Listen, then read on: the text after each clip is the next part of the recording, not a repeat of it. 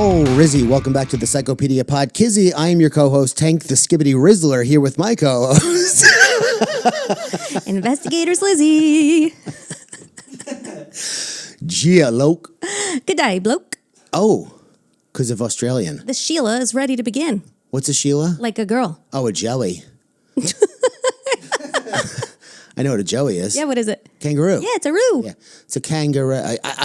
I cannot do an Australian accent. You asked me to try and practice it or whatever. I just can't. I could do a sick Kendrick Lamar impression. So let's hear that. No. Give us something. No. Because that kangaroo was a little weak. It was. If a kangaroo grabbed my dog, I would punch the shit out of it, though. He would kick the shit out of you in return. I guess you've never seen the video. I guess I'd like to see you engage in this. You've never seen the video of the guy punching the kangaroo? No, but I have seen kangaroos kicking. No, you need. Okay. Well, first of all, you'd be one of those people. No offense, who'd be like, offense already taken. You'd be like, that's what I would do. Nobody knows what they do in a situation. Basically, a kangaroo grabbed this guy's dog, and he ran over and he like squared up with the kangaroo. Oh yeah, seen it, and I would do it. Yeah, and the kangaroo, he punched the kangaroo. They're sparring. Insane. Yeah. No, he punched the kangaroo. The kangaroo was like, "Don't touch my dog." Yeah, don't touch my dog. Sorry, buddy. Yeah. Well, we are about to button up part 2 of this Australian case, which I'll be honest with you, you could tell me this case was about anything and I'd believe you. I remember absolutely nothing. This is what I was afraid of. We're going to do a recap, aren't we? We absolutely. Which is in no way a substitute for listening to part 1. Yes, exactly. This is part 2 of the Snowtown Murders. Snowtown Murders, that's right. Please listen to part 1 if you have not already done so. But before we get into the case, why don't we tell our family of listeners/viewers that they can see us on YouTube, they can catch us on Patreon. Oh, yeah. And all that stuff. That's your wheelhouse. Hit it. Please subscribe to our podcast. That came out a little more pathetic than I thought it would, but that's exactly how I intended it. Okay. I'm going for that subscription. Apple, Spotify, YouTube. If you love us and you're not getting enough of what you want, head on over to patreon.com/psychopediapod, not Psychopedia Pizzy. Patreon.com/psychopediapod for episodes of Unhinged. Wait for it. Hold on. Listen. Episodes of Unhinged at the Seaman Demon level, at the Little Freaks level, Tankopedia once a month, and also once a month, where now it's going to be out by the time this is out. Yeah. Do you want to tell them real quick what's happening? We are doing monthly, full-blown, all the bells and whistles, true crime case on Patreon called, drumroll please, Slaterpedia. Yeah. Doesn't roll off the tongue like Tankopedia. Slaterpedia does. I thought maybe Brookopedia. Whatever you want. It's a case. It is just an extra case of what you already get and hopefully enjoy weekly for free. But it's an extra one on Patreon along with everything else that Tank just explained. Exactly. So we've been giving you guys stuff that you haven't necessarily asked for the past year. So. It's been fun, nevertheless. We're catching up. We're catching up to you. Finally, before we Finally, before we duck, dodge, dip, dive, and dodge into this case, I just forced Investigator Slater to watch the Imagine Dragons Kendrick Lamar performance from the Grammys. She didn't know it existed. I was so happy to be able to show that to you because now you'll never forget me. Well, this a little bit makes me forgive you for when you forced me to listen to Trapped in the Closet. Oh, yeah. Like, this is maybe moving in and replacing that horrific, traumatizing experience, because that gave me goosebumps, the one we watched today. Oh, yeah. It was incredible. It's the best performance ever performed anywhere by anybody. Kendrick Lamar, Imagine Dragons, Grammys, YouTube. After you subscribe to Psychopedia Podcast on YouTube, do that while you're there. Yes. The best ever. A crossover, mashup, whatever you want to call it. And for people who say that Imagine Dragons are not good or cool, you're wrong. Well, they are entitled to feel that way. No, they're Just not. saying. Nope. What they're trying to do with Imagine Dragons is trying to make them the new Nickelback, and I refuse What? it. I reject that. Fuck, I never heard that. I reject it completely. Oh, you like Imagine Dragons? You must be fucking dumb. And What if you like Nickelback also? asking Nickelback for a is friend. very good. They good. tour the country constantly. So good. That voice is Tons beautiful. of fans. I know. And they say that a hero. Did you hear years and years ago, Howard Stern I forget the guest, so maybe the story sucks, but he was playing. Feels like it so far. He was playing. Fuck you. He was playing samples of various voices for the guest, and he was like, "Does this person have talent? Does this person have talent?" And because this guest was basically saying nobody has talent anymore. Yeah. And he played Nickelback, who's very talented. Yeah. And the guest, who I don't know, was like, "No, this guy sucks," and it was Nickelback. Yeah. Well, who the fuck is this guy? And I don't know. That's Exactly. the problem. That's why the story. No, that's not the problem. That's exactly the point. Who is this guy? Oh, I see. Yeah, who cares? I also want to say one other thing. If you are watching us on YouTube, I'm tricked out a little bit more than usual. My little gloves and these bomb-ass sunglasses. Got her baking gloves on. These are not baking gloves. These are fingerless lace punk. I don't know. I just feel so good in them. And I feel so good in these sunglasses. I feel like me. I'm gonna start to break out of my shell a little bit more on these videos. So yeah, very good. You've been warned. I'm here for it, and I support it fully. Thank you. Without further, I'm breaking up. I feel it in my bones. Why don't we get to the case? Let's go. Okay. In part 1, we kicked off our deep dive into the Snowtown Murders, which was a chilling chapter in Australian history marked by extraordinary brutality and a profound psychological impact on the public. Orchestrated by a gang of serial killers led by John Bunting, alongside his right-hand man, Robert Wagner, and several accomplices you're remembering, these murders spanned from 1992 to 1999. What? Bunt. B-U-N-T. Bunt. Billy Madison. Yeah, I know. We did this in part 1. Oh, yeah, I know. I wanted to make sure it was in part 2 as well. John Bunting, driven by intense animosity towards gay individuals and an unfounded conflation of homosexuality with pedophilia, targeted those he perceived to fit this profile. Although really, I think that he was driven by a madman bloodlust and used that sort of vigilante faux approach as an excuse to kill. Can I tell you something? Yeah. That's what I believe people who, and this is like so out of left field, by the way. Excellent. That's how I see people blame religion for violence or killing or whatever, like Islamic violence or Christian violence or the Crusades, which, by the way, the Crusades were like fucking 900 years ago. Stop bringing it up. Okay. But I think people are bloodthirsty killers, like you said, and they just use it to justify. Like, there's nothing makes you kill. Being beaten as a child doesn't make you kill. Watching horror films doesn't make you kill. Being kicked in the head as a child in utero doesn't make you kill. It's horrible, but nothing makes you kill. It's something. Well, one thing in isolation, I think, is what you're saying. Exactly. Right? It's got to be a perfect storm. Don't let them convince you that it's religion that's driving them. They're psychotic assholes, these people who kill in the name of religion, and that's it. Understood. Yeah. So we've already delved into the gruesome details of the first 3 victims last week, all of whom suffered at the hands of Bunting, Wagner, and their accomplices. So I'm just going to give you a quick recap, okay? By the way, it is all coming back to me. I'm very excited to hear the rest of it. It's all coming back to me now. That's on you, sister. It's on everyone, unfortunately. Thanks for clapping or snapping, Vin. Okay. Victim number 1 was 18-year-old Clinton Trezise, and he met a brutal end as John Bunting killed him with a shovel strike to the head. You remember that? Because it haunted you throughout part 1. Victim number 2, 26-year-old Ray Davies, endured horrific torture as Robert Wagner crushed his testicles with an iron bar before he and Bunting strangled him. Victim number 3, 47-year-old Suzanne Allen, whose exact cause of death remains a mystery still, was grotesquely mutilated and dismembered. And then in a sickening display, if you recall, John and Robert even pretended to make out with her severed, scalped head before then using it to play a twisted game of football. I remember that. And by football, you mean soccer. Oh, yeah. Okay, I'm just making sure. Oh, yeah. No, that's good to point out. Okay. As we continue today with part 2, we'll explore the rest of the 9 murders, because remember how many there were in total, obviously if you're doing your math, 12, that took place while uncovering more about the motivations and the grim realities of these serial killings. So now we officially embark upon part 2. Let's do it. I'll start by outlining John Bunting's calculated approach, okay? He first gathered a group of vulnerable, easily manipulated individuals whom we dubbed last week as the macabre misfits. All in the same neighborhood. Exactly right. Into his sinister circle.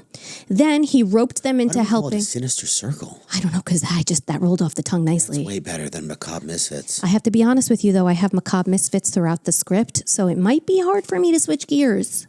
If I could do that intro, you can do this. All right. We'll see. Whatever you feel. So then he roped in the members of his sinister circle. See, it's just not going to work. It's all good.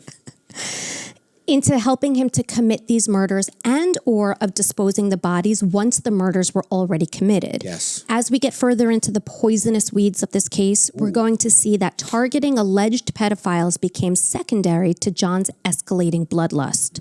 The thrill of the kill is what increasingly drove both John Bunting and Robert Wagner, leading them to repeatedly expand their body count over the course of 7 years. Additionally, all their victims had been receiving government pensions, which Bunting and Wagner exploited for financial gain by forging documents and collecting their cash, adding a perverse financial benefit to their gruesome activities. So they were collecting them after they were dead? Yes. Okay. In the end, they wound up stealing $95,000 off their victims. Losers. It's like $10,000 a year. And the crazy thing is, they didn't even spend that money. They weren't living lavishly. It's like Robert Pickton, right? Who had all this money and chose to live in filth in a whacked out trailer.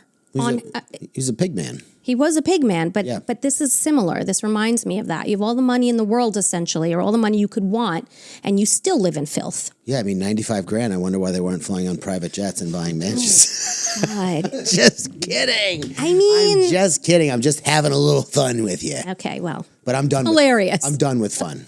Okay. So at this point in the case, Robert Wagner had officially renounced his homosexuality and was engaged to a woman named Maxine. And he got engaged to a woman named Maxine. And the reason, obviously, as if I need to explain this, the reason why he renounced his homosexuality was because he was getting tighter and tighter with John Bunting. And killed. And he knew it was exactly, yeah. It's a survival thing around this guy. Yeah, for sure. Together, Robert and Maxine welcomed a baby boy, and Robert also became a stepfather to Maxine's 3 other children. Oh. Wow. Embracing community involvement at this point in his life, Robert joined the local school council and trained as a volunteer firefighter.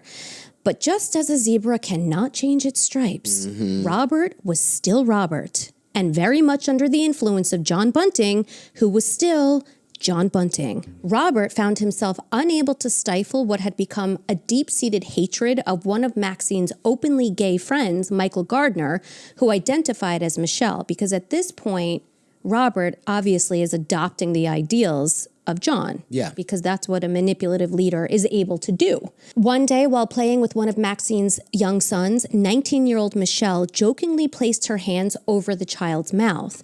And this incident triggered Robert as he recalled his own traumatic past where his sexual abuser, whom I believe happened to have been named Michael, had covered Robert's mouth while assaulting him. So, Michelle had to go. Robert and John abducted her from her house and brought her back to the garage in the house that John was renting in Murray Bridge. Once inside, they tied a rope around Michelle's neck with a slip knot at the back. The other end was tied to a beam on the ceiling so that each time Michelle weakened or faltered on her feet, the rope would choke her. John and Robert cracked up each time this would happen as they continued to berate Michelle and violently torture her by burning cigarettes onto her arms and electrically shocking her testicles. What? I knew you weren't following. She's transgendered. Oh, that's the one. I thought this was a new person that was being killed. Like no. A new person they Michael, found. a.k.a. Michelle. Okay, I mean, a heads up would have been... I gave you the heads up. I said she identified Michael, who identified as Michelle. Okay. Which means I have to say she now and her. Yeah. What do I do? No, that's it.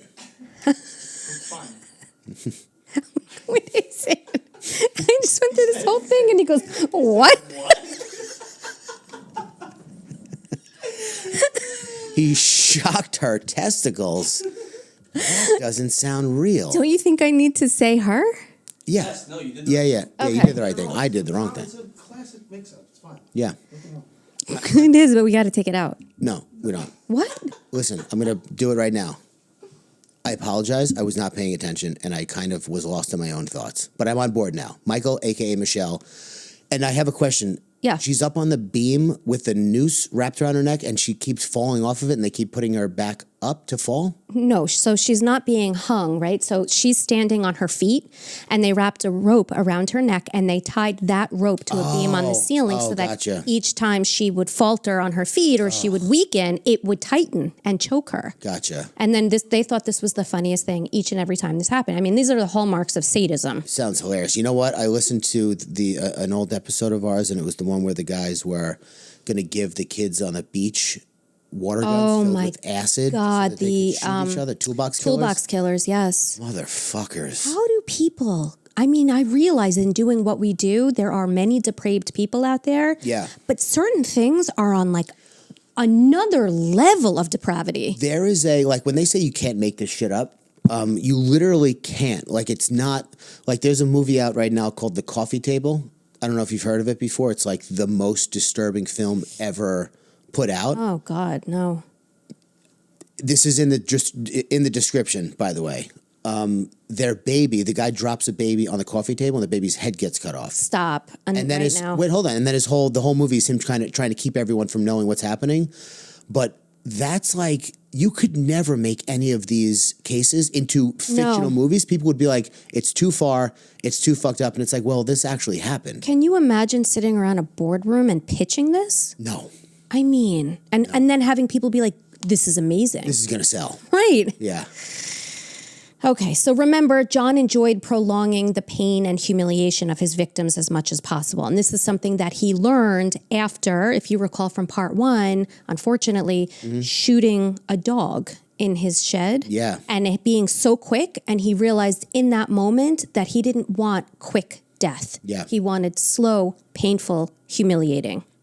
Now, with this victim, who was victim number 4, for those who are keeping track, John and Robert started to develop a plan for her disappearance while she was still alive. Accordingly, they forced Michelle to call a family friend that she was planning to move in with to tell this person that she no longer wished to live up north due to personal problems and that she would instead be moving to a little town called Snowtown. Oh. The entire call lasted less than 4 minutes, after which Robert and John strangled Michelle to death. And forgive me, why did they turn on Michelle? Because Michelle apparently when she was playing with one of Maxine's young children, Maxine, remember, is Robert's new wife. Yeah. She put her hand allegedly around the child's mouth, and this triggered Robert, who did survive sexual assault as a child. Yeah. And he apparently had some kind of a flashback when he saw the hand over the child's mouth. Yeah. And John doesn't need really any legit reason to kill. Yeah. So it was unfortunately in the cards Yeah. for Michelle. Now, I've recently, and then we're getting to a pop quiz, but I've recently watched an interview that came out very recently. Michelle's sister, and she said that she wants the victims of Snowtown. Obviously, she's using her brother, but she would probably wish to be referred to as the sister. As like the face of this plight. Basically, she's saying that people associate the Snowtown murders with pedophiles, right? With John Bunting going after pedophiles. And she's saying it's so unfair because the majority of his victims were innocent people that were wrongfully targeted by a madman. Yeah. And Michelle is one of those victims. Yeah. So I just wanted to put that out there because I feel for her. I felt for her watching that interview. Yeah. Pop quiz. What nickname did Robert Wagner earn himself and why? Okay. A, Papa Smurf, because he enjoyed turning his victims blue. B, the Jolly Green Giant, because he was huge and also would steal the cash off his victims once they were dead. C, Michael Jackson, because he would hum Beat It while kicking the shit out of his victims. Fuck. Papa Smurf, Green Giant, and Michael Jackson. B. No, I made that up. Green Giant, yum. That's why I wanted it to be B. I know. C. No, I made that up too. Yeah, I just wanted to say, beat it. A is my answer. Correct. Perfect. So he enjoyed, obviously, as a sadist would, Yeah. choking his victims and watching them turn blue. And then he would always have this tagline, which is horrific, that he would say, first they go blue, then they go poo. Wow. Real deep. Wow. But so humiliating to like joke about that. You know what I mean? Ugh. Yeah, this guy's fucked up. Yeah, he is. I always feel so bad. He is fucked up. And then I like flash back to his childhood and I'm like, this poor child Robert, but like disgusting, fucking horrendous human being adult. It's two different people. I know it is. This is what we often talk about on Yeah. Psychopedia. Transitioning now into October of 1997, the saga of violence continued as Vanessa Lane, if you recall, who was Robert's ex-lover / kidnapper / abuser. You remember Vanessa? Yeah. Oh, yes. Who by this point is 42 years old, and she persisted in her predatory behavior. Now she set her sights on a vulnerable, mentally ill 18-year-old young man named Thomas Trevillion. Thomas, who suffered from paranoid schizophrenia and hallucinations, believed that he was a soldier and often wore army fatigues and patrolled the neighborhood as if on a mission. And even though Thomas had been living with Vanessa from April to October 1997, John and Robert managed to convince him that Vanessa needed to be killed. John had been out for Vanessa's blood for a long time, but remember, he was using her to identify other alleged pedophiles for his wall of spiders. You remember his wall of spiders? Yes. Can you tell our listeners? The wall of spiders was a wall. Good. We're off to a strong start. Fuck, it wasn't spiders. It was not. Can you give me a hint? Yeah, so it was like an evidence board. He basically made yeah. it look like an evidence board. He put sticky notes of presumed pedophiles in the area, and then he connected them with yarn, even though there was no point. connections. There were no connections. He just wanted it to look fancy, like a Law and Order episode or something. Yeah. And he was using Vanessa because Vanessa was a convicted pedophile. Mm-hmm. He was using Vanessa to help locate and identify other pedophiles in the area to fill his wall of spiders, who then became his targets. They didn't have like the neighborhood registry at that time? That's a really good question. I guess maybe they probably didn't have much of the internet. The internet was around, but... It was around, Yeah. but I mean, we're also asking a lot of 1997. of John Bunting, that he's going to go on a computer and know what the fuck he's doing. Yeah. So anyway, I'm just saying now he's taken his source of information, but who he's always harbored a hatred for, and he's turning on her. Mm-hmm. But he kept her alive long enough than he otherwise might have, because she served a strategic purpose in his quote-unquote vigilante plans. Yeah. But now Vanessa's purpose had expired, and her predatory behavior, according to John, needed to be stopped once and for all. Mm-hmm. So on October 17th, John, Robert, and Thomas, who, again, was living with Vanessa, ambushed Vanessa in her home. They handcuffed her, demanded her bank card and PIN number, and then forced her to call her mother, Sylvia Lane, to explain that she was leaving town and planning to hitchhike to Queensland. After that call ended, the three men handcuffed Vanessa, stuffed a rolled-up bandage into her mouth as a gag, and duct-taped her mouth and entire head. Then they commenced the torture process.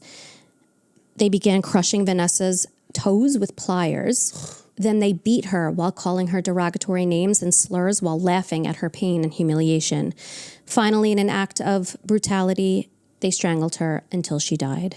And after she was dead, the men wrapped Vanessa's body in a carpet, which they proceeded to leave in John's home for several days, decomposing. What are they, in a fucking cartoon? Remember those, the carpet? Yeah. Since John lacked a sense of smell and had implicated everyone in his household in one or more previous murders, no one said shit about the putrefying corpse in the living room.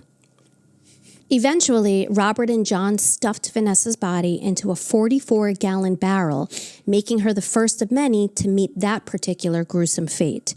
Vanessa, for those keeping track, was victim number 5. Yes. Now, here's an important detail about the period following Vanessa's murder. Authorities noticed that money continued to be withdrawn from her account 9 months later in 1998 in Adelaide, South Australia, despite her supposedly having moved to Queensland, which is in northern Australia, in 1997.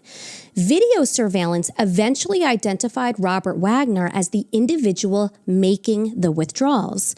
Consequently, law enforcement followed him on 6 different occasions over the course of 6 months. However, due to a lack of direct evidence linking these activities to a major crime, no further resources were allocated to deepen the investigation.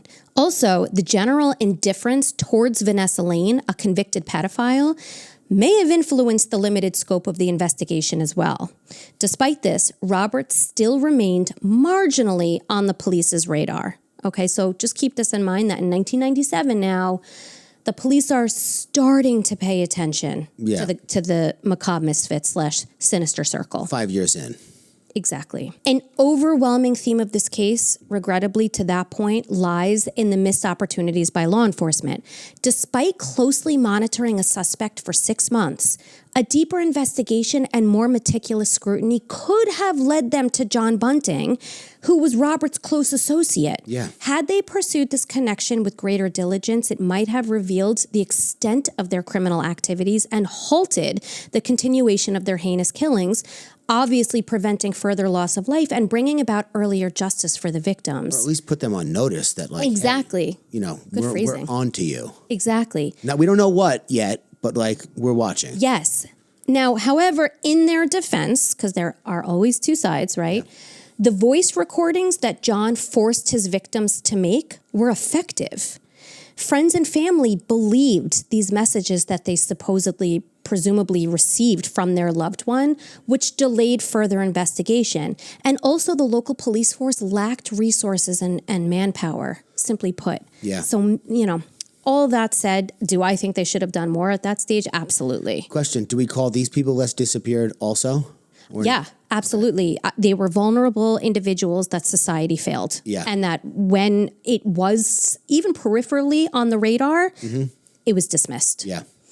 The next victim, victim number 6, was Thomas Trevillion, the young man they had just enlisted to assist in the murder of Vanessa Lane. Do you see how they operate? Yeah. They force you to participate in a murder, and then, like, knowing that you're now part of it, they either force you to continue helping or they take you out. Yeah. After his involvement in eliminating Vanessa, Thomas stopped taking his medication and began to actually wear an aluminum foil hat. Like a baked potato. Believing it would protect his brain from satellites. Now, obviously, he really did suffer from schizophrenia, and he stopped taking his medication. In November 1997, which was just 1 month after Vanessa's murder, he began brandishing a kitchen knife while threatening to kill a puppy in front of the young daughter of Robert's girlfriend, Maxine. So, Thomas had to go. Oh, yeah. While eliminating Thomas did not exactly align with John's original vigilante mission of targeting pedophiles, Thomas's increasingly erratic behavior made him a perceived liability. And this situation was reminiscent of Suzanne Allen, who became overly attached to John, if you recall, and was perceived as a nuisance until the day they chopped off her head and used it as a football. Yeah. Consequently, like Suzanne, Thomas's fate was sadly sealed on November 5th when Robert and John drove him out to a rural area and convinced him to wrap a rope around his neck, stand on a wooden crate, and then jump. Well, forced. Yeah. I said convinced. You're absolutely right. They forced him. But when I say convinced, it's because he was not well. Oh, and they directed him to stand on this wooden crate. They directed him to put the noose around his own neck, and they directed him to jump. Wow. And since Thomas had survived previous suicide attempts, law enforcement did not conduct any investigation into his death after his body was discovered. And they probably knew that and did that way because of that, right? Absolutely. Yeah. At this point, John Bunting was feeling himself and growing increasingly bold and proud of his actions. Sergio Tacchini tracksuits. Oh, fuck. Just as he freely shared his prejudiced views on gay men with anyone willing to listen, and even those not willing to listen, he now began to brag about the murders he committed with people in his circle. For instance, in July of 1998, while watching an episode of Australia's Most Wanted that featured a segment on unidentified skeletal remains found in the Adelaide area, John recognized them as belonging to Clinton Trezise, his first victim, whose skull he crushed with a shovel in his living room. In a chilling moment, John turned to Jamie Velasquez. Remember Jamie Velasquez, by the way, from part one? And Jamie's mother, Elizabeth, and proudly declared, "That's my handiwork." Wow. Pop quiz. Okay. What else did John start doing at this point? A, he traded in real sex for time with his blow-up doll instead. B, he obsessively watched Silence of the Lambs to study and learn from Hannibal Lecter. Okay. C, he read Colin Wilson's true crime books to study the habits and methods of serial killers, particularly John Wayne Gacy. D, all of the above. D. Yeah. Thanks. I mean, I like spoon feed that to you when there's a D. Yeah. But these things are... It's almost like embarrassing, like, or D. Oh, for me? Embarrassing for I me? remember doing a pop quiz and I had to put D and I was like, I'm not fucking putting D. I'm going to trick her. I mean, sometimes I've caught you up on those, but all of these things had to make their way into the case because they are all absolutely fucking batshit. Yeah. It's ironic that he focused extensively on John Wayne Gacy, given the fact that Gacy is one of the serial killers most notorious for molesting numerous young boys. Yeah. So, Principles. victim number 7 was 29-year-old Gavin Porter, a heroin addict who led a transient drifter lifestyle and worked various jobs across Australia. Gavin and Jamie Velasquez were friends who dealt drugs to support their $300 per day habit, while also trafficking sex workers, participating in the methadone program, and sharing various homes together as roommates in Adelaide over the previous 2 years. Gavin was neither a pedophile nor gay, but it's theorized that he was targeted by Bunting and Wagner because his activities risked dragging Jamie deeper into Australia's criminal underbelly. Oh, nice. See what I did there? Yeah. John and Robert needed Jamie to be a compliant accomplice, not incapacitated or incarcerated. It's also suggested that a specific incident finally triggered Bunting to act decisively against Gavin. Pop quiz. Pop quiz, back to back. What happened? Back to busy. A, Jamie got into a car accident with Gavin behind the wheel, proving their point that he was sucking Jamie down. Okay. B, Gavin discovered a receipt for several plastic barrels and now knew too much for John's liking. C, John accidentally got pricked in the hand with one of Gavin's used syringes. Car accident? No. Very good. Thank you, sir. Another one. Pick. Pricked with the needle. Pricked. That is correct. Okay. So John pricked himself with a used syringe, causing him to spit the dummy, which is an Australian phrase that I looked up for throwing a tantrum. Oh, spit the dummy. I'm going Yeah. to bring that into my conversations. Cool. So Gavin had to go. In early April 1998, Jamie came home to their shared home. Remember how the macabre misfits all lived together in Murray Bridge to discover Gavin's body hanging from a rope while John and Robert ate Chinese food nearby and proudly discussed how they'd murdered Jamie's friend and roommate. The energy in that house must have been wild. Like insane. Like heavy air. And Elizabeth, who lived in that home, who was Jamie's mother and John's girlfriend, was abusing drugs regularly as well, as was Jamie. Toxic, to say the least. Gavin had apparently fought back during his attack and managed to stab John in the hand with a screwdriver, but ultimately lost the battle for his life after John intentionally leaned on Gavin's chest to force out his last breath. Really? Yes. It's all the devils are in the details, man. A detail like that Fucking Wow. devastating. Oh my God. Several days later, John placed Gavin's body into a black plastic barrel, which he positioned next to a second barrel, or I guess you would say the first barrel that had been sitting there. And after placing Gavin's body inside of the barrel, John lifted the lid off of the other barrel, turned to a visibly petrified Jamie Velasquez, and remarked, quote, "They're rotting very nicely." Because inside that other barrel were the putrefying bodies of Michelle Gardner, victim number 4, and Vanessa Lane, victim bodies? number 5. Yes. To help dissolve the bodies within the barrels, John had poured acid over them to accelerate the decomposition process. But in true dipshit form, Bunting used the wrong kind of acid. He used hydrochloric acid rather than sulfuric acid. That was close. I know, Sulfuric. but I did it. You did. Which does not dissolve human remains quite as quickly or effectively. What does it do?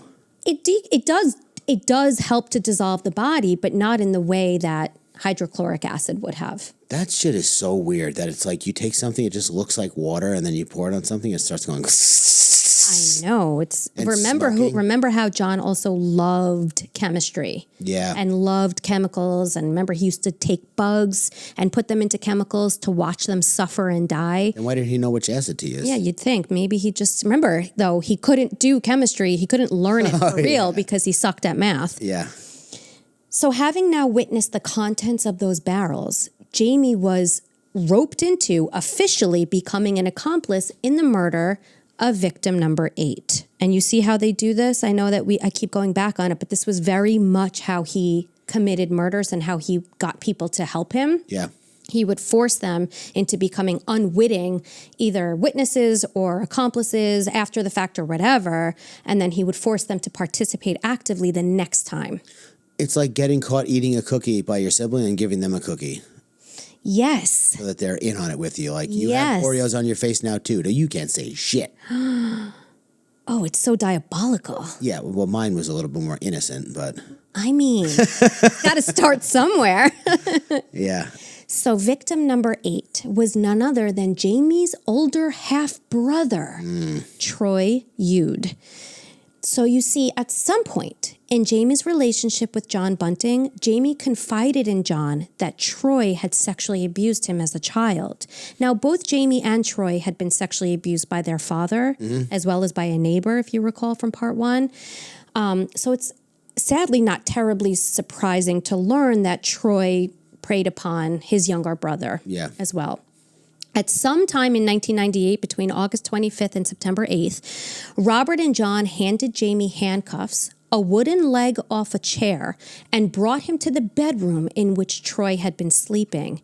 Then, after John announced, "Now," all 3 men began beating the shit out of Troy. They dragged Troy... Sleeping? Yep. That's crazy. They dragged Troy into the bathroom, handcuffed him, and forced him to call John Lord Sir and to call Robert God. John also required that Troy come up with a name to call his brother Jamie as well, and on the spot, Troy came up with Moses. But Robert and John indicated that Moses was, quote-unquote, a Jew's name, and instead forced him to call Jamie Master. The men then blasted music at a deafening level, specifically the album Throwing Copper by Live, which is a phenomenal album, unfortunately. Lightning crashes. I went to their concert at Jones Beach. So good. Did you cry? I mean, I do cry at music that makes me feel things. So yeah, I cried. I asked that. Yes, I did. And they repeatedly punched Troy in the genitals over and over and over again. Robert also crushed Troy's toes with the pliers. What the fuck is with this guy in toes and pliers? First at the joints and then again at the toenails. Oh, okay. Then John produced a small handheld tape recorder and forced Troy to leave his mother a goodbye message that went like this, quote, "Mom, I can't handle it in this house no more. It's all around me. I'm going to see the earth before there's none left. Wish me luck. Leave me the fuck alone. I've had enough. Just leave me alone. Everyone, just leave me alone. You're going to stay the fuck out of my life." Okay? Which I get. What do you mean? I think that obviously he knew he was going to die at that point. Yes. I think he just wanted his mother to go on thinking he might be out there still, rather than like obviously knowing. Maybe. So you think that type of a message came from him? Yeah. I interpret it as John said, you're going to leave a message, you're going to tell your mom you're going away so nobody looks for you after we're done with you. But he took it to the next level. Like, absolutely do not look for me. Let me say things that I've probably never said to you before. That way you're like, what? Yeah. And then when you don't see me for 3 years, you're like, wow, he must have really changed. But at least he's not dead. Yeah, almost like a gift to his mom. You know what I mean? Mm-hmm. That's really devastating. By the way, John habitually replayed the recordings of his victims to relive the thrill of the kill. And this behavior is typical of serial killers who often collect and revisit trophies from their kills as a way to preserve the sense of power and control that they experienced during the act itself. I do that with Damian's voicemails. You fucking freak. It's so funny. Do you know that I have a voicemail from my grandmother who passed away? Oh, I wish I had a voicemail from my grandma. It's on there. I haven't even listened to it yet. Really? Yeah, so she left it. I must have been I always called her back, and I think that I remember not really ever listening to her voicemails, because if I saw that I missed a call, I just immediately called her back. Like, it didn't matter what she said, I was calling her back. Yeah. I cannot bring myself to listen to it. I just can't do it. Maybe you should. I know. A rope was then tied around Troy's neck after he left that message to his mother, while John knelt down to stare him directly in the eyes as he breathed his last breath, whispering into the dying face of his victim, "This is fun. I could do this all day."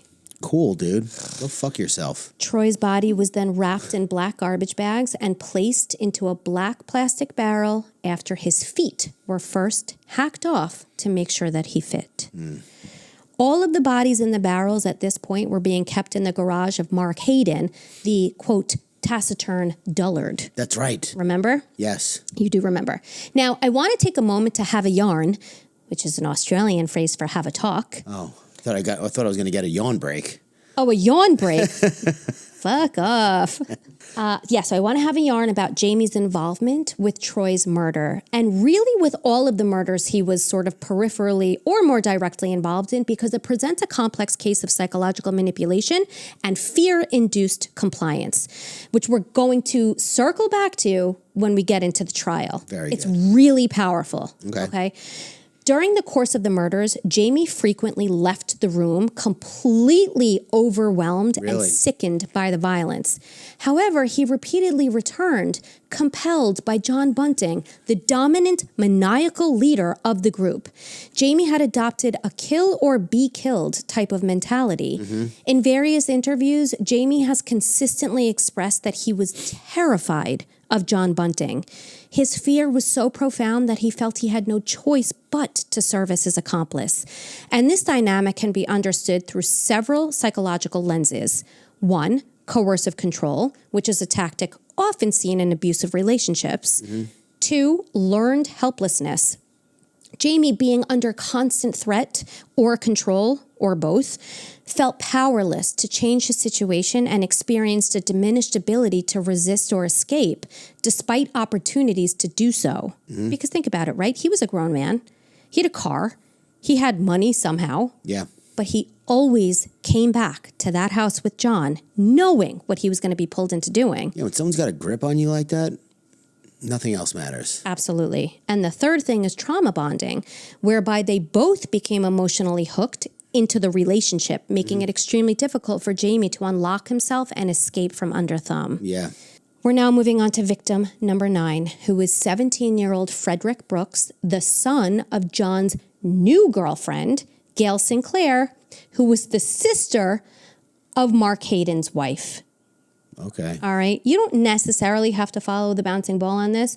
It's just important to keep in mind that he was involved and roping in everybody. It's all very close to the vest. Very incestuous. With the circle, yeah. Exactly. So Fred, only 17 years old, was taken by John and Robert after attending career day at his school, where the men accused him of molesting a young girl. What?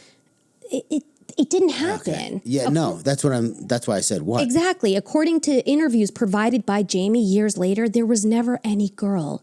It was merely a fabricated justification for John to kill, obviously reflecting his primary focus at that stage of his serial killing spree, which was killing for the sake of killing, devoid of any vigilante pretense. Well, he may have believed Although there that, was a pretense because he was saying that he molested a girl. which John may have believed.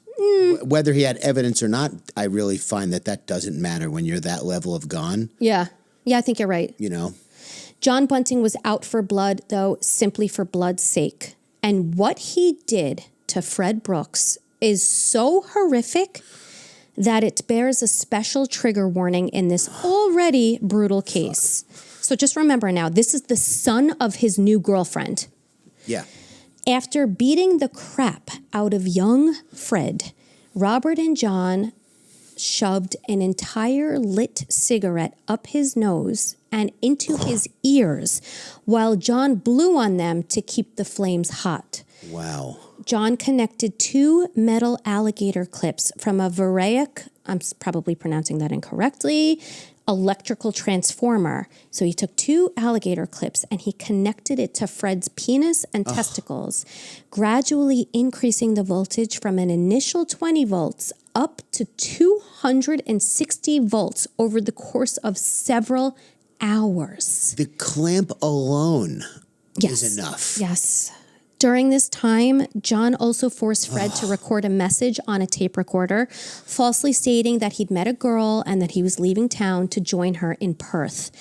After leaving the message, John then shoved a metal party sparkler into the tip of Fred's penis and set it alight twice. Oh, my God. Finally, in a last act of barbaric brutality, John and Robert injected bleach and water into Fred's testicles and legs. It's unclear how long the abuse lasted before Fred's poor, brutalized body finally gave out, but his cause of death was later determined to have been asphyxiation on his gag, which was a sock. Following his murder, another barrel was purchased and another body gone missing. Unlike most other victims in this case, law enforcement was promptly contacted when Fred disappeared. His aunt, Elizabeth, reported to the police that her nephew seemed to have vanished without a trace.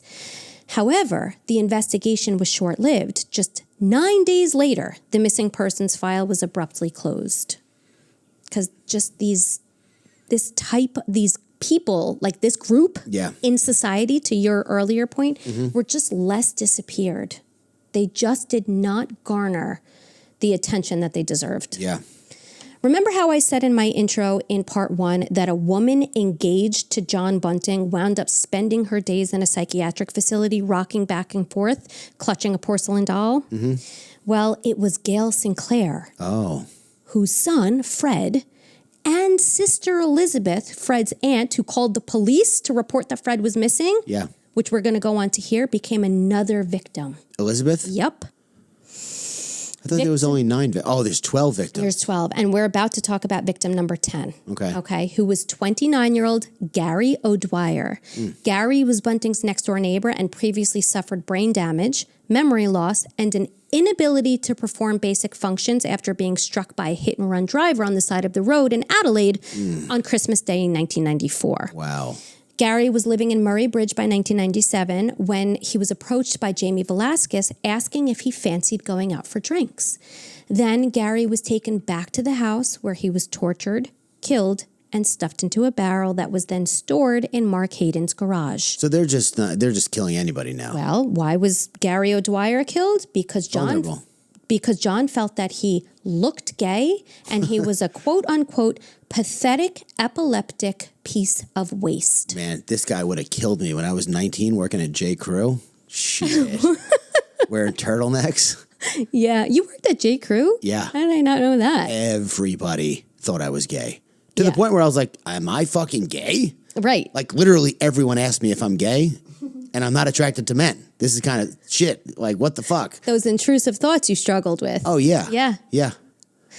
Victim number 11, moving on, was none other than Elizabeth Hayden, Mark Hayden's own wife. It's unclear why John Bunting decided to set his sights on Elizabeth, although it's believed that it was likely because he felt that she knew too much, considering the fact that there were barrels of decomposing human beings being stored in her garage. To that end, pop quiz. Okay. What did Mark initially tell Elizabeth was the source of the foul odor emanating from their garage? Okay. A, culled kangaroos that were hunted and stored. Culled, you said? Yeah. That's like when animals are rounded up because there's an overpopulation problem. Oh, okay. And then killed. B, a broken sewage pipe in the garage. Okay. C, stinkhorn mushrooms growing behind the garage. B. No. Damn, I thought that was it. I thought I was going to get it. Culled kangaroos? Yes. Yes. They informed Elizabeth that their intention was to round up kangaroos, kill them, and then process them into pet food to sell. Why pet food? Why don't they just eat them? I don't know. Is kangaroo good? I have no idea. You're definitely asking the wrong person. I had ostrich once. Yeah. It was amazing. Well, they have that at all like the health restaurants, like in New York City. This wasn't a health food restaurant, but it was like a piece of filet mignon. It was incredible. Was it like a legitimate restaurant? Yeah, this was like going back 23, 24 years. Yeah. It was my restaurant's holiday party in the city. Ah, and you had ostrich. Okay. Yeah. Now, Mark had previously admitted to Elizabeth, his wife, that he had helped to dispose of Clinton Trezise's body after John killed him with a shovel. Mark told his wife that. Correct. Okay. So on November 21st, 1998, John and Robert instructed Mark to go take a drive. And during his absence, Elizabeth, Mark's wife, and a mother of 7, I will remind you, was abducted by the macabre misfits. She was tortured, killed, and her body placed into a barrel. When Mark returned from his little drive around the neighborhood, John and Robert gleefully showed him his wife's corpse. Oh, wow. Pop quiz. What did Mark Hayden do after seeing his wife's dead and mutilated body? A, he left and then joined the cover-up effort. B, he reported it, causing Robert, John, and Jamie to flee the area. C, he burned down his house, including all the barrels in the garage. C. No. A. Yes. He left and he helped to cover it up. So scared. Now, exactly what I was just going to say. All of these people are vulnerable in one sense or another. And in Mark's case, he was intellectually limited. But he's got a lot of history with this guy, John, too. So it's not like he's a newbie and he's like, damn, this guy killed my wife? What the fuck, dude? He's like, he'll kill me. Exactly. How sure. close that is to me, that he took my wife and killed her. Yeah. I'm going along with this. And I think fear, the word fear, the idea of fear, especially in cases like this, I don't know, I want to harp on it a little bit. Have you ever felt like sheer terror? In what context? Any context. Like when I was on the Jaws ride at Universal Studios when I was younger, and I actually thought I was going to be eaten by a shark, like for real. Sure. Yes. Okay. So imagine being a grown-up and being scared of something that was not just, you were probably overwhelmed at that point and you didn't know what the fuck was going on, but you thought you were going to be killed nonetheless. Yeah. Now you're dealing with a guy who you know will kill. Oh. I don't even have anybody in my life that I don't think is really cool. I can't imagine hanging out with someone who kills people. Yeah. And having to deal with that. The fear, I only felt sheer terror once, and it was in a dream. I was just about to say I had a dream once where I was kidnapped, and in my dream I was like a minute away from being killed, and I'm hysterically crying in my dream / in reality at this point. Yeah. And I'm trying everything under the sun in my dream, and I'm telling this guy that I love him, hoping that by saying that he'll spare me. Yeah. That's like what's happening here. Yeah. Like laughing at my dead wife. Like, see? Yeah. This is great. This is fine. I'm fine. We're fine. Well, thank God I don't have to listen to her nagging anymore. Exactly. It's really heartbreaking, Yeah. though. So he laughed, Mark, and he helped to cover it up. But Elizabeth's brother, Garion Sinclair, was not laughing when his sister seemed to have completely vanished. And he remained highly skeptical of the story that Mark was propagating, which claimed that Elizabeth had left him for another man. Garion's suspicions intensified when a week later, Mark abruptly changed his story out of nowhere. Now, he was claiming that following an argument, he returned home to find Elizabeth missing, making no mention of a boyfriend in this revised account. Mother of 7, right? Yeah. Okay, so like this brother knows his sister, at least ostensibly enough to know that she... Wouldn't leave her 7 children. Yeah. So, Gary and Sinclair, deeply troubled by his sister's disappearance, filed a missing persons report. Are you saying Garion? Yeah, Garion. Okay. Detective Greg Stone of the South Australia Police quickly took up the case.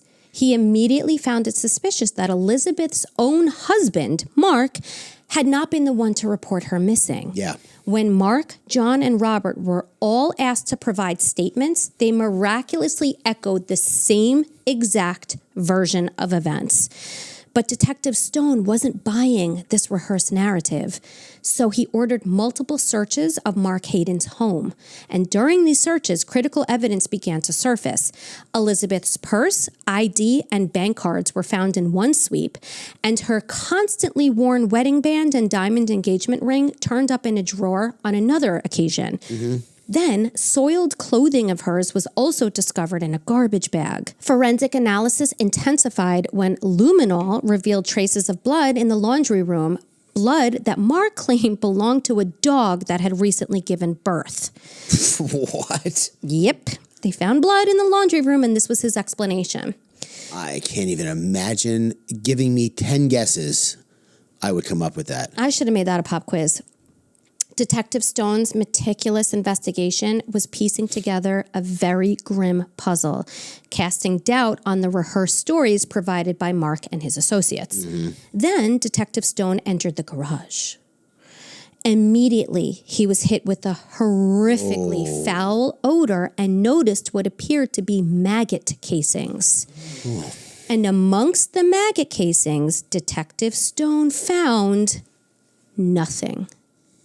Because the bodies in the barrels were no longer there. Wow. And they were no longer there because just hours before the police search took place, John Bunting borrowed Mark Hayden's Toyota Land Cruiser to move them to Snowtown, which is located about 90 miles north of Adelaide. And why were the bodies in the barrels transported to Snowtown, you ask? I did ask that. In Snowtown, there existed an abandoned state bank building, a nondescript red brick structure that shuttered its doors in August of 1995.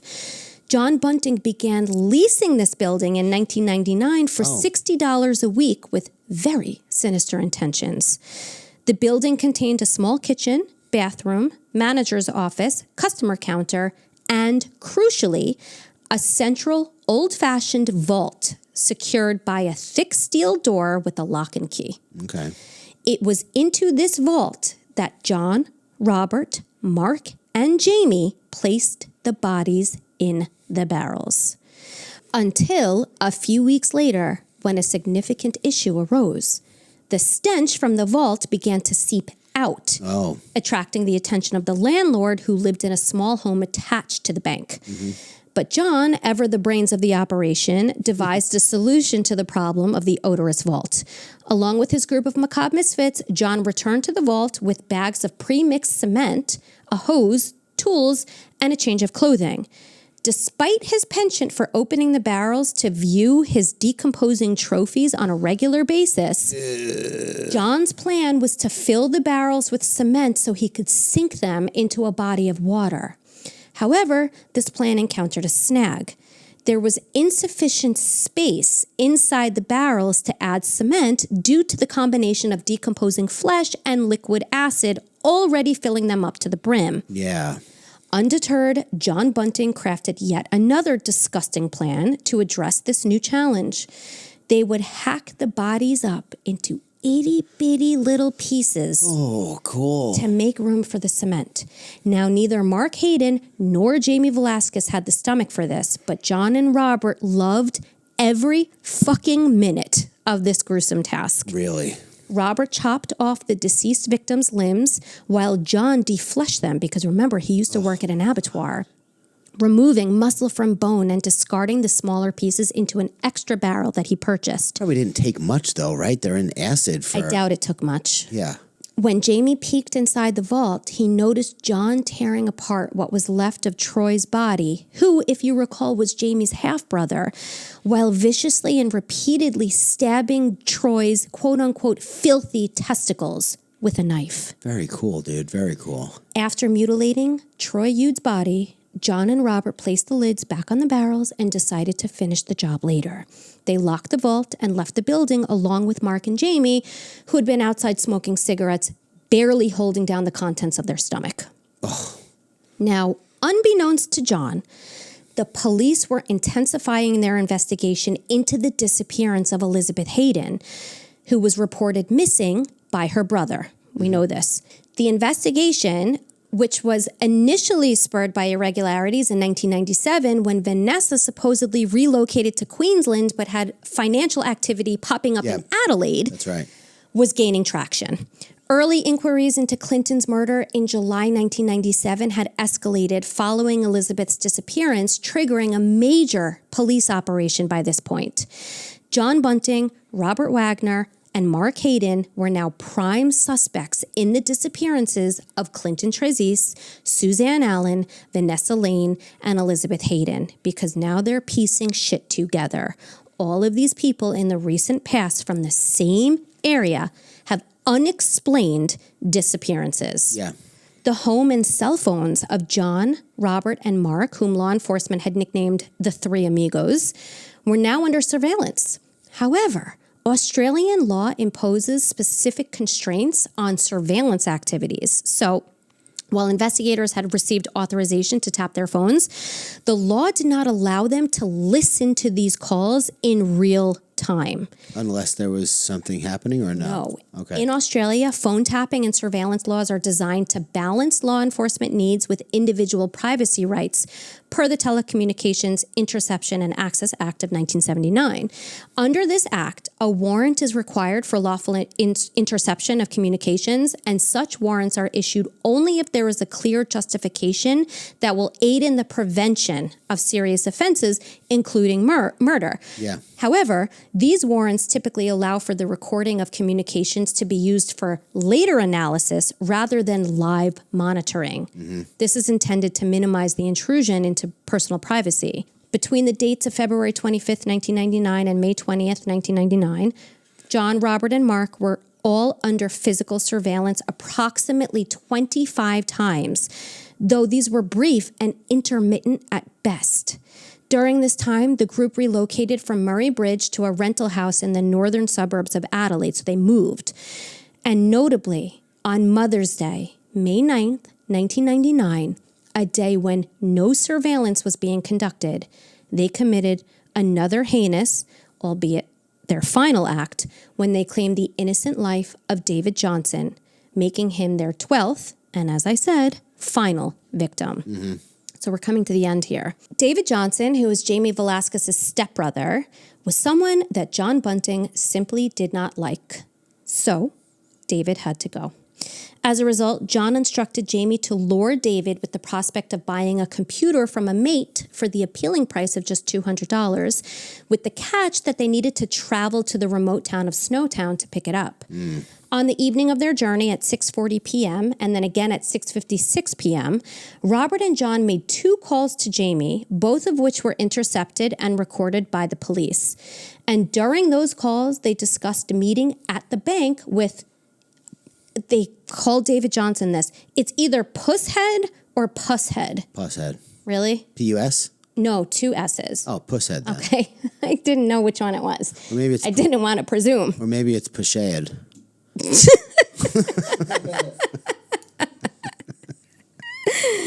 But remember, we know that these calls were made, but authorities were not allowed to listen to these phone calls as they happened. Yeah. Instead, they accessed this crucial, what could have been potentially life-saving information after it was already too late, though they were able to use it in evidence. Yeah. Once Jamie and David arrived at the abandoned state bank in Snowtown, John and Robert ambushed David by slapping handcuffs on him while grabbing his throat. David was so frightened, I hate this, that his entire body shook as he begged John to promise him that he'd be allowed to go home. Yeah, sheer terror. Terrible. After falsely promising David that he'd be allowed to go home shortly, John, using a 1999 desktop computer, initiated a new, somewhat high-tech approach at capturing a recording of David that he could then edit and use later to string together to fabricate various conversations that he thought he might need to use in the future. QuickTime? Yeah, exactly. That's how we did our first episodes. Yes, it is. Yikes. So David had to read off a series of random numbers and names, including all the names of their previous victims, as well as a variety of different words and phrases that could be later used to string together actual sentences. Words like no, soon, can, can't, never, fuck off, don't call me again, piss off shithead. These were all phrases that he was forced to say. Shit off pusshead. Yeah, exactly. After David made these recordings, John turned on the album Throwing Copper by the band live Again. and spread plastic sheets all around the floor while David watched. Oh, man. John and Robert took off all of David's clothing and then kicked the shit out of him. Jamie was told to hold David's legs down while John stomped on his testicles. Oh, man. These guys fucking really suck. David fought for his life and almost managed to escape, having managed to crack some of John's ribs by kicking him in the torso. Nice. Well, that's a little upkick, probably. Yeah, but with his hands still cuffed, there really wasn't much of a chance for David to prevail, and John wound up overpowering him before strangling him with his own belt. Ugh. John then slipped into a pair of white overalls, which he ominously referred to as his play suit, and with assistance from Robert and Jamie, proceeded to dump David's body headfirst into one of the acid-filled barrels. And to make the body fit, they cut off David's legs at the knees. Once this horrific task was completed, Robert emerged from the vault with a surgical glove in hand, signaling to John that he had a surprise for him. Inside the glove was a piece of flesh from one of David's legs. The men took this ghastly little trophy back to their home, where they cut it into squares, tossed the pieces into a frying pan, and then ate them, descending further somehow into the depths of their depravity. Oh, there's always more depths of depravity. Evidently so. Following David's murder, John tried to manipulate the recordings he made of David on the computer to respond to calls from David's girlfriend, Linda, who was continuing to reach out to David. However, it turned out that John had no fucking clue how to edit.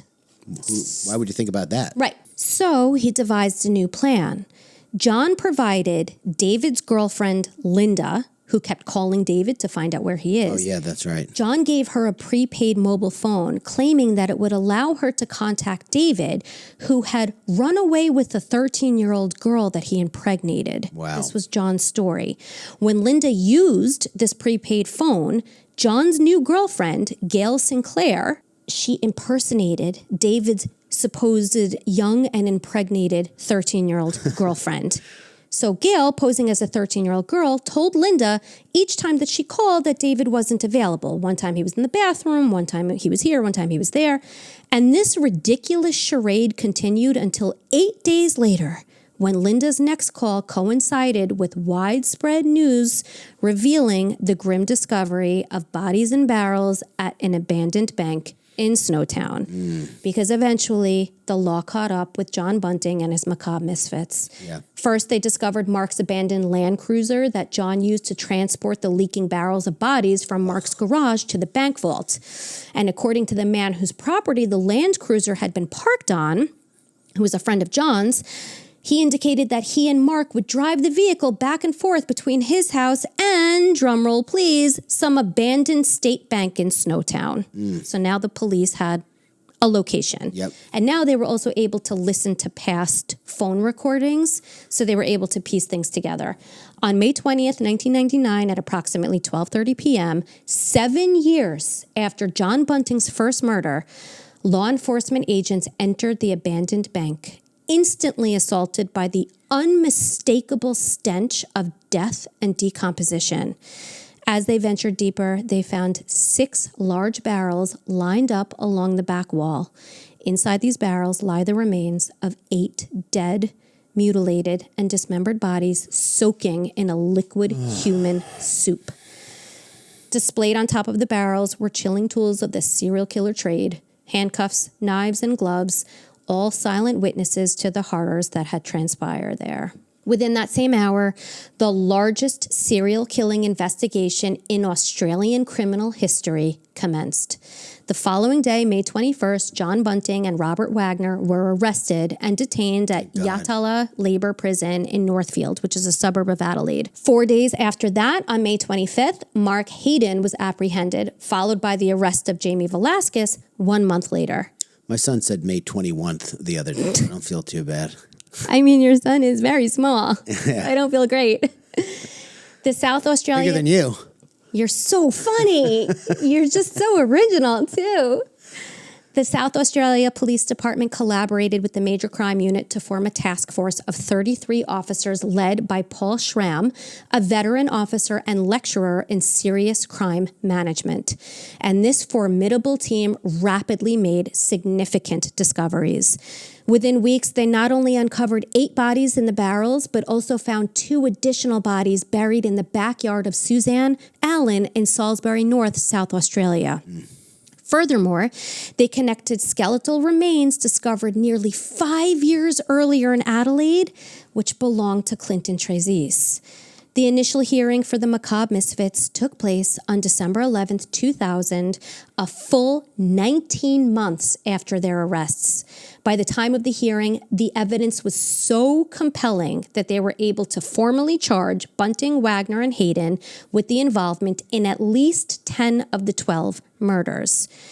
One of them was Suzanne Allen, and they could never actually pin her murder on them. And the other was the victim, Thomas, who they found hanging, who they said was a suicide. So at least 10 they were able to pin on them. Now, during the trial, the court heard from 68 witnesses and reviewed 1,458 witness statements, known as declarations, over an initial hearing that spanned 8 months. Subsequently, John Bunting and Robert Wagner were tried together beginning in October of 2003. Their trial, one of the longest in South Australian history, lasted nearly 12 months.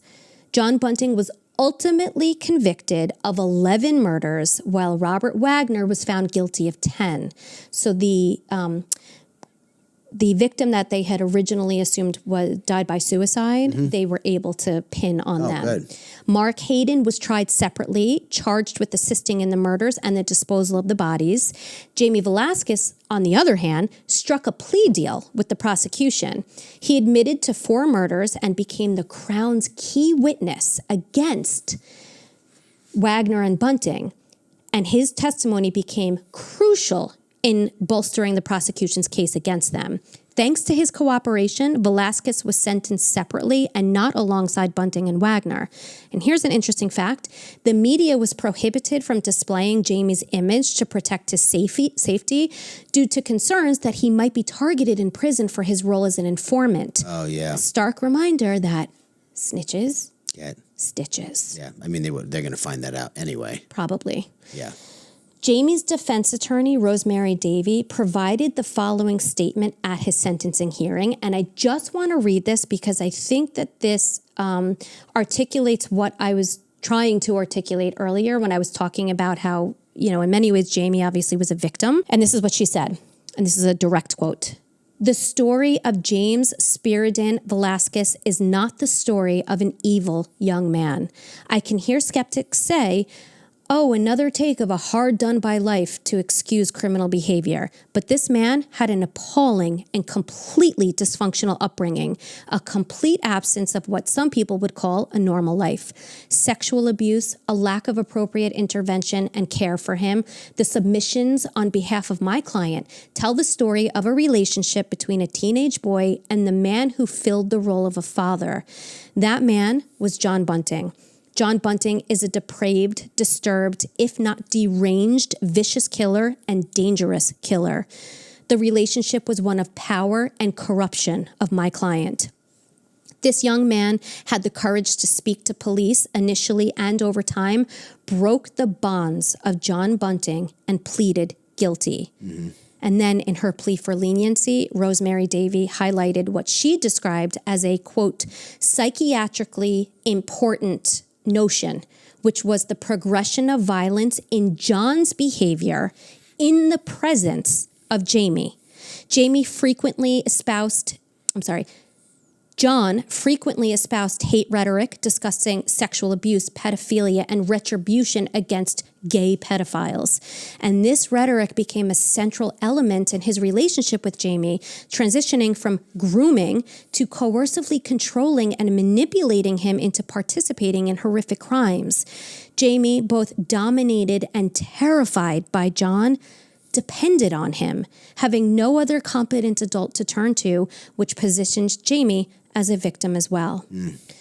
Expert testimony concluded that Jamie had the potential to mature and evolve into a non-dangerous individual, a view that even prosecutor Wendy Abraham did not contest. Consequently, Jamie Velasquez was sentenced to a non-parole period of 26 years, starting from June 2nd to 1999. Non-parole period? What does that mean? He could not be eligible for parole, but after that, released. At the trial of John and Robert, the mental states and personalities of the accused were scrutinized by two notable psychiatrists. This is interesting.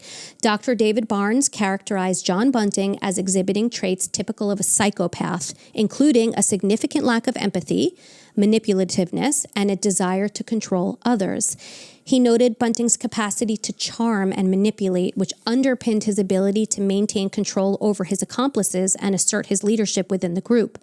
For Robert Wagner, Dr. Kevin Smith highlighted Wagner's psychological vulnerabilities, even though he didn't analyze him directly, such as his dependency and susceptibility to manipulation, which may have rendered him particularly vulnerable to Bunting's influence. The specifics of this testimony are less documented. Also, both men were clearly sadists. Obviously, their actions displayed a clear pattern of deriving pleasure from inflicting pain, humiliation, and suffering on their victims, which is the hallmark of sadistic behavior. Yeah. After nearly 12 months of proceedings that started on October 16th, 2002, I said that's so fucking weird, 2002. 2002? Fuck. 2002. 2002, and following 7 days of jury deliberation, one of the longest criminal trials in South Australian history concluded when the jurors delivered their verdict, guilty of multiple counts of murder. Specifically, John Bunting was convicted of 11, making him one of Australia's most prolific serial killers, while Robert Wagner was found guilty of 10 murders. And as I said earlier, there was a hung jury on the murder of Suzanne Allen. Justice Martin sentenced both men to the mandatory sentence for murder in South Australia, which is life in prison. Neither was granted the possibility of parole. Mark Hayden was convicted of 5 counts of assisting offenders and was sentenced to 25 years in prison with a non-parole period of 18 years. I thought you said 26 years before. And what I say now, 25 years? 25. No, Jamie Velasquez. This is Mark. Oh, jeez. Okay, and this is what I'm leaving off on. Okay. Serial killings are rare. Serial killings involving more than one perpetrator are extremely rare. Yeah. For this to occur, a group of people need to agree to involve themselves in such deplorable behavior while also requiring an astronomically high level of trust in one another. And coordination. Or, in this case, a group of very vulnerable people who were easy to manipulate and or terrified to step out of line. Yeah, more like that. The Snowtown Murders reveal not just brutal acts of violence, but also the profound societal failures that enabled such horrors, especially within the marginalized northern suburbs of Adelaide, to occur. Stark systemic neglect and a lack of protective structures allowed many of these victims to go unreported, while others barely sparked any investigative effort at all when they were reported. So this begs a critical question.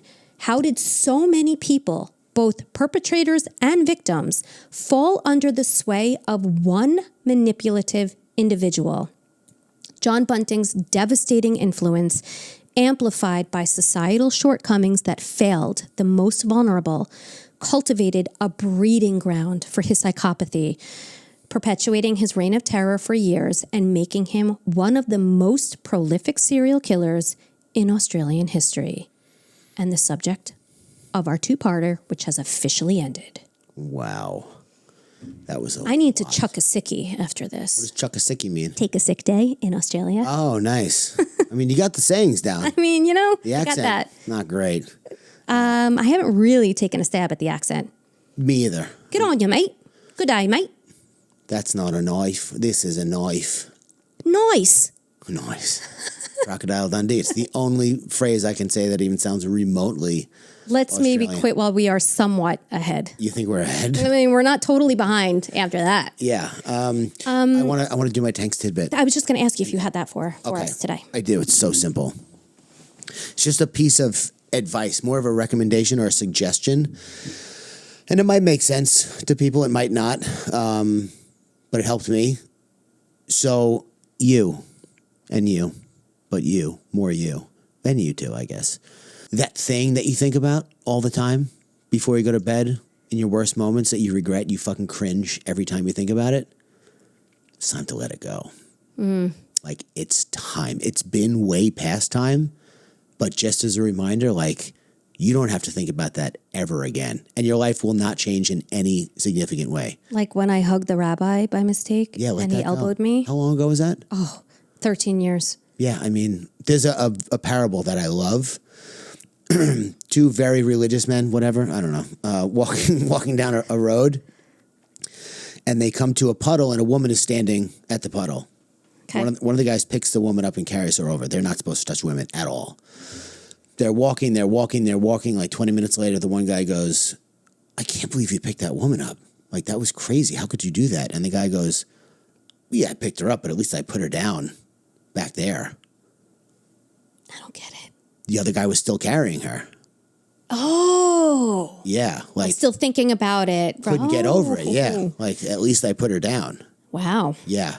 So whatever. I mean, everyone has a thing or two or 10 or 100,000 memories that make you go, oh, God. Medication doesn't always help with it. Yeah. No, I find that the other thing, total opposite advice, but it all works together.